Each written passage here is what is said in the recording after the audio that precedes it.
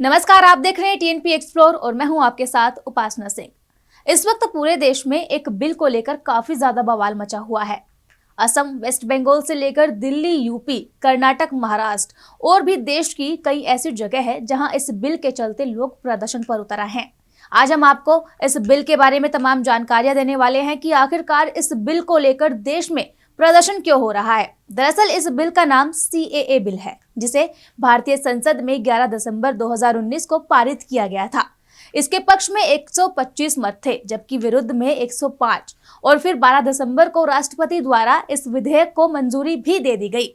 एक तरफ जहां मोदी सरकार और उसके समर्थन में इसे ऐतिहासिक कदम बताया जा रहा है, तो वहीं दूसरी तरफ विपक्ष यानी कि मुस्लिम संगठन इसका विरोध भी कर रहा है। बता दें कि इस बिल का विरोध प्रदर्शन जामिया मिलिया से शुरू हुआ था। इसके बाद पूरे देश में काफी सारे विश्वविद्यालयों तक ये प्रदर्शन पहुंच गया और अब ये नौबत आ गई है कि राष्ट्रीय राजधानी यानी कि दिल्ली ठप हो गई है। जी हां, जामिया मिलिया इस्लामिया बवाल के बाद दिल्ली के कई और इलाकों में उपद्रवियों ने हंगामा मचाना शुरू कर दिया। इसमें सीलमपुर और जाफराबाद इलाकों में पुलिस पर भारी पत्थरबाजी की गई और इससे पहले बसों में आग तक लगा दी गई थी।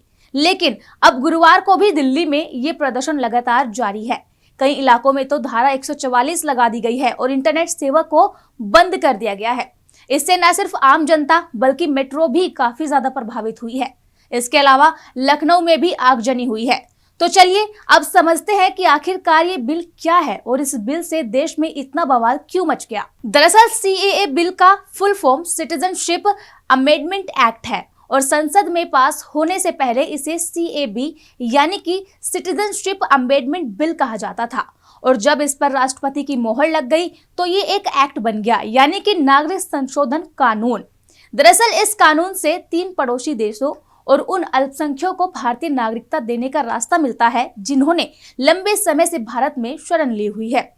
इस कानून से भारत के मुसलमानों या किसी भी धर्म और समुदाय के लोगों की नागरिकता को कोई खतरा नहीं है, क्योंकि इसमें 6 समुदाय के लोगों को रखा गया है: हिंदू, सिख, ईसाई, जैन, बौद्ध और पारसी। इन लोगों ने अगर 31 दिसंबर 2014 को या उससे पहले भारत में प्रवेश लिया है तो इन्हें भारतीय नागरिकता मिल जाएगी।